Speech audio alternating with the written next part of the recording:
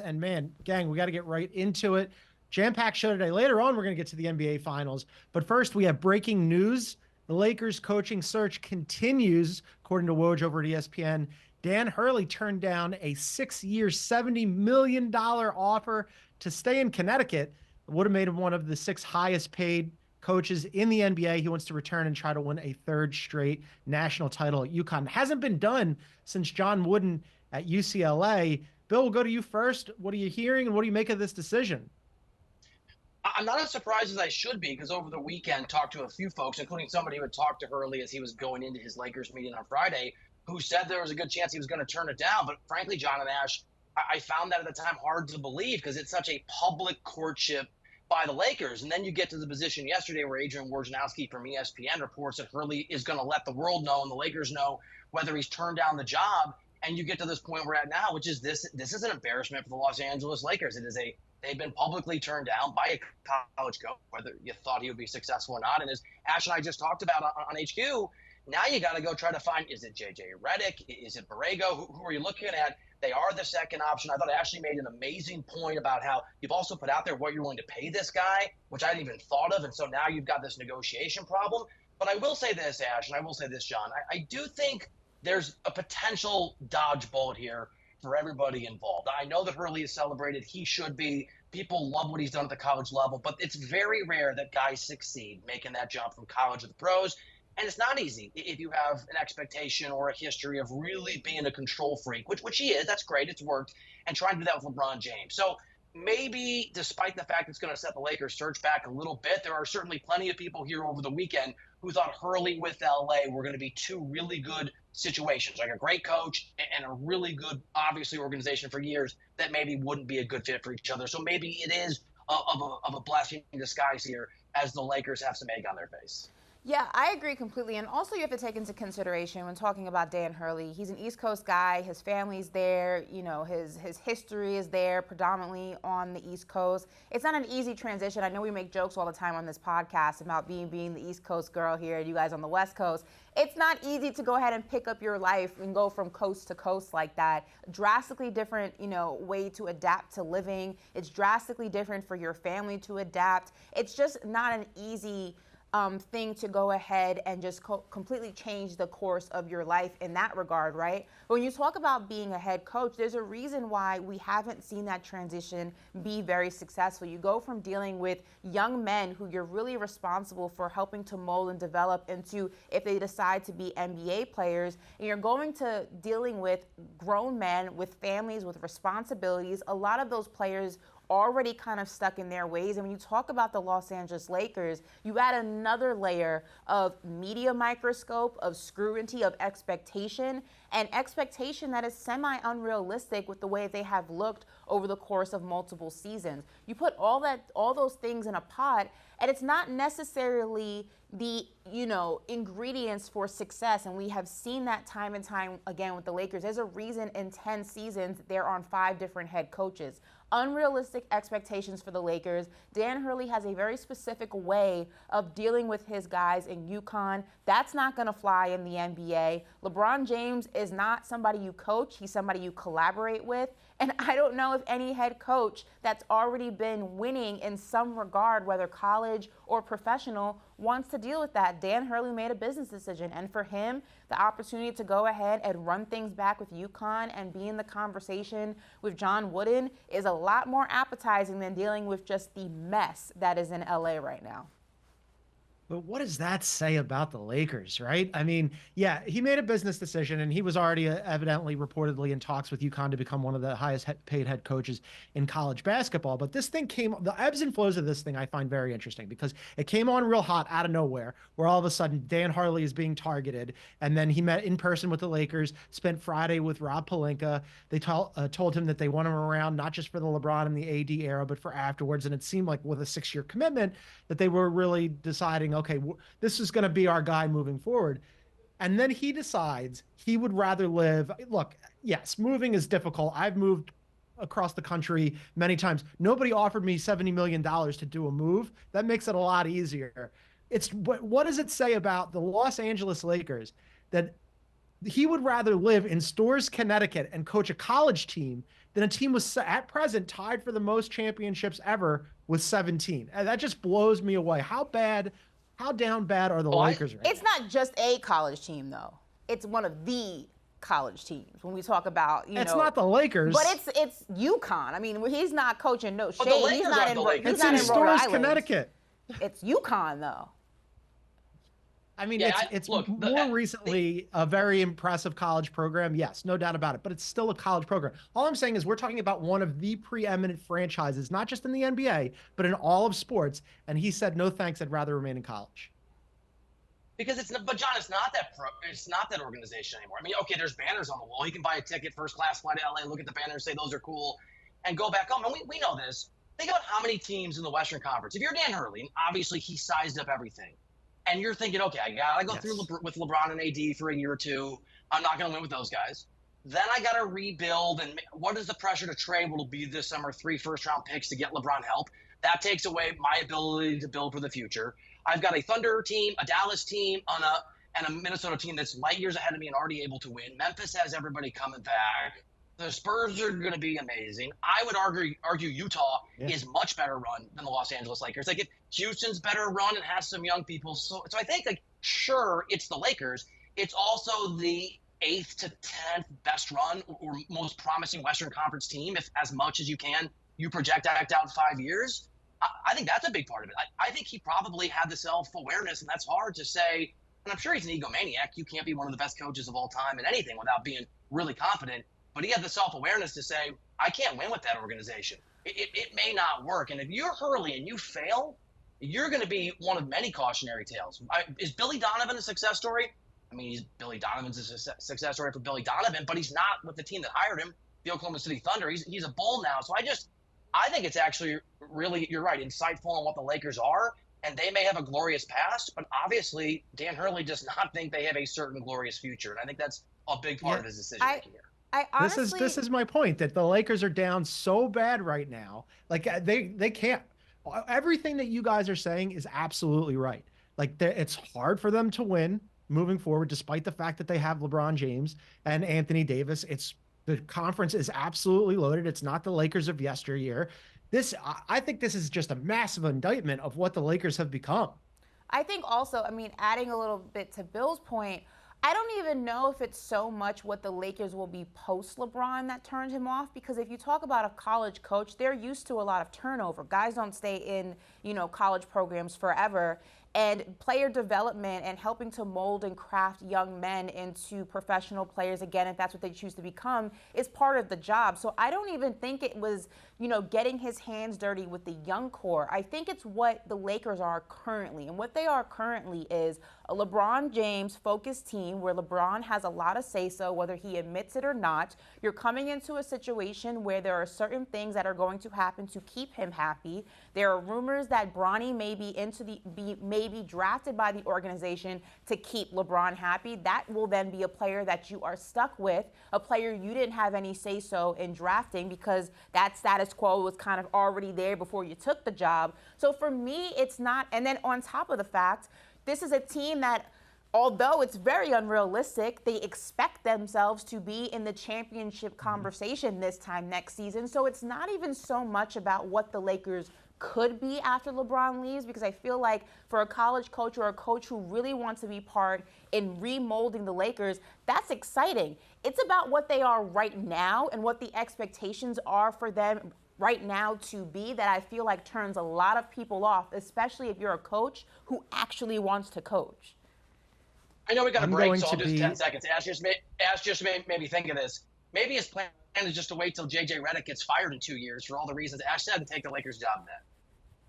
That's also a bad idea. I think you guys are right. He should stay in Connecticut. By the way, I'm going to be in Connecticut later this week at our HQ studios there. So I'll compare and contrast notes and let you guys know which one I like better, LA or Connecticut. But we do have to take a break, and we have so much more to get into on this topic and then also the NBA Finals. So we're going to pick it up and discuss where should the Lakers go now that Dan Hurley has passed. That's coming up on Beyond the Arc right here on CBS Sports Network.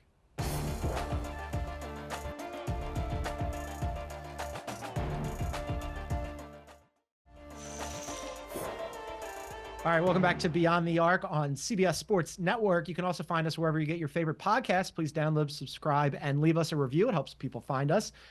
So no Dan Hurley. He's not going to the Lakers. He's staying in beautiful, sunny Connecticut. Who could blame him? But actually, they still need a head coach. And initially, it was reported that J.J. Redick was the front runner. Mm-hmm. Is he again now the front runner, do you think? Should he take this job? Should he even want it after it looked like it was his and they yanked it away from him? I'm going to tell you guys a story, okay? It's a short story. Once upon a time, there was this guy that I had a huge crush on, right? I wasn't good enough for him, or so he says, back in the day. Then my career started to really start going, and he started to see me on TV and things like that. And the girl that he chose over me, no longer he wanted that girl, and now he wanted to come back to me. But I remembered exactly how it felt when he chose that girl over me and didn't see the potential of what I could be, what I would be, and what ultimately I am right now. So if I'm JJ Redick is me, I should say, in this situation. And Dan Hurley is the girl that this guy, who should remain nameless, chose over me. So if I'm JJ Redick, I am no longer interested in the Los Angeles Lakers now that they've decided to spin the block. And now all of a sudden the girl you actually wanted is no longer and shiny and sparkly and new and golden like you thought she was. And now I'm your consolation prize. Let me make something very clear to you, gentlemen, okay? I am nobody's consolation prize. You choose me first or you don't choose me at all. So, JJ, know your worth, my guy. One day a situation will come around and they will choose you first and you will be the only option that they want and not the option because the option they really wanted didn't want them. And that is the moral of my story. Choose yourself first and know your worth. And if this guy is watching, I laugh at you. Let me offer a counterpoint.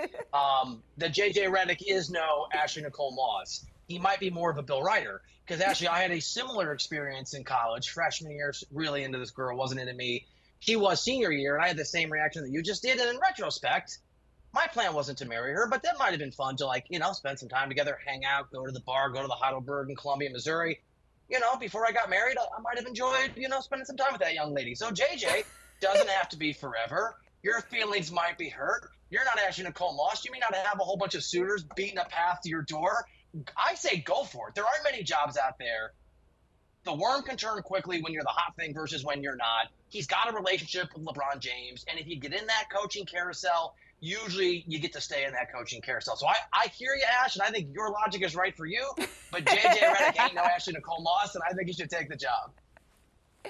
I don't have any tales of unrequited love like the two of you. However, I do. What you're both saying makes sense. On the one hand, if I was JJ, I'd be like, hey, I thought it was our gig.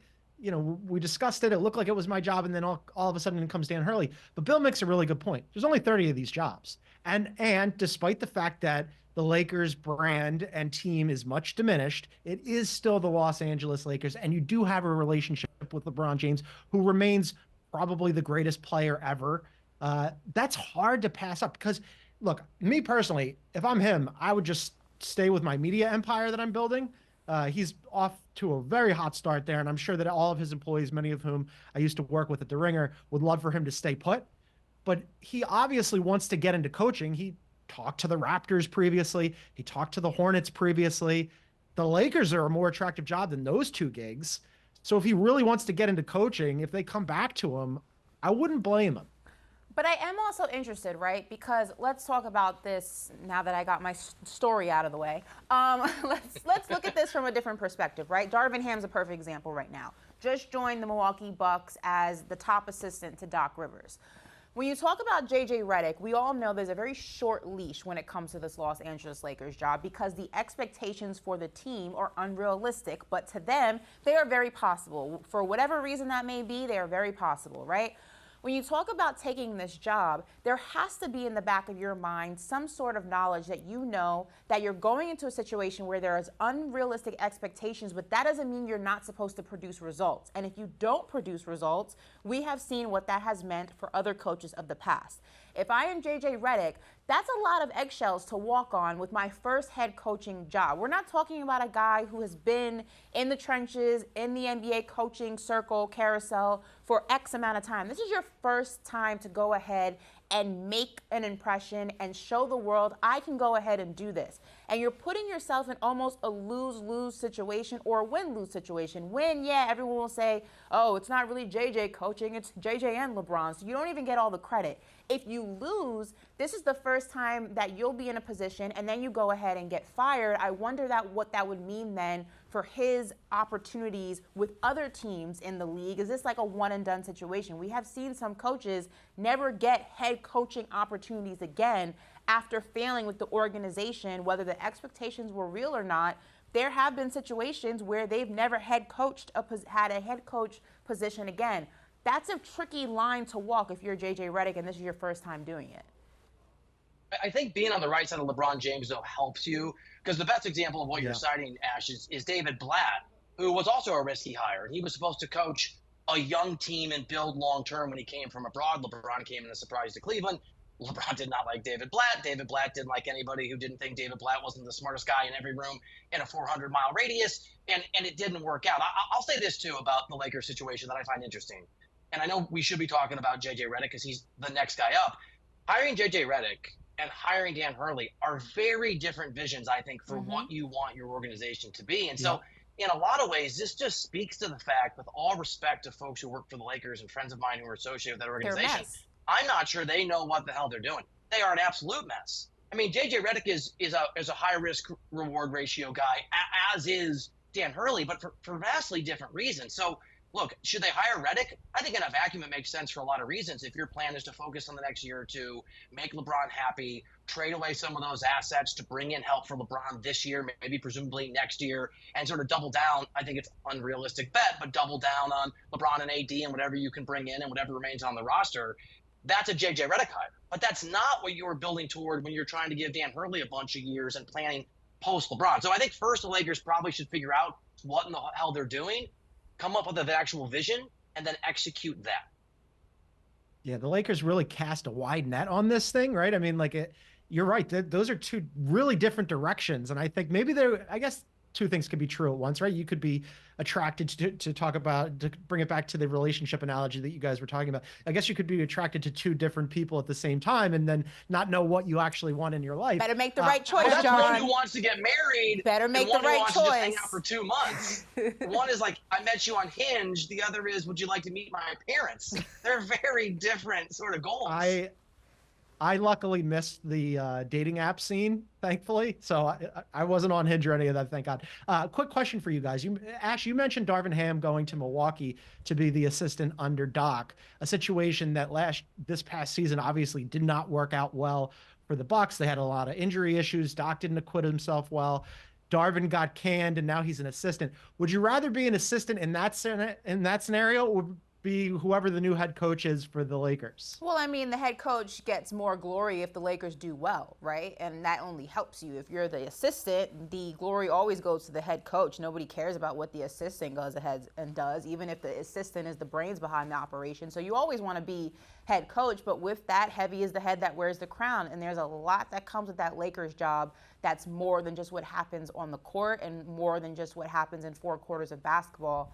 And it's definitely not an easy position to be in. So if JJ takes it, I wish him all the best because I do think he's extremely smart. I do think he knows the game well. And I do think if he's in the right situation, he could be a great head coach. The Lakers is just, there's a lot of risk and there's some reward, but it's like, do you want to take that gamble? I guess he does. Yeah, I mean, Darvin and JJ are in vastly different parts of their careers. Darvin's trying to avoid what Ash was talking about, being a one and done head coach. So whatever, look, am I the president of the Doc Rivers fan club? Probably not. But Doc Rivers, his coaching tree, there's a lot of success of guys who have come off that tree and gone on to be head coaches and have careers. So that's a bonus if you're him. You obviously have a familiarity with that organization. If you're looking for a place that maybe you can buy stock a little bit low, it might be the Milwaukee Bucks. The East is not going to be brutal like the West. And so they have success as the top assistant. You get a look. Ham is just trying to figure out how he gets back to being a head coach someday. I think Milwaukee makes sense in that context. Again, I'll just say J.J. Redick, I'm not sure I want to be a Laker, but there aren't many of these jobs. And when you have a chance for your first head coaching job, you probably should take it if you don't have other options. Yeah, that was kind of the impetus behind my question was like, which scenario do you, obviously you'd rather be the head coach and get the head coach money, but in terms of like which team and organization is better suited, to achieve moving Oh, forward. no, it's Milwaukee. Yeah, like that's what I'm saying. Milwaukee's got Giannis and they're in the East, as Bill mentioned. So, Darvin Ham got a tough break, but he might have a chance to reboot his career and win a little bit in Milwaukee. All right, we should talk about basketball. Of course, the Lakers come sweeping in and knock the NBA Finals out of the top of our show, but we're going to get to the NBA Finals and Game 2 and the Celtics taking a 2-0 lead after a quick break. This is Beyond the Arc, and you're watching CBS Sports Network.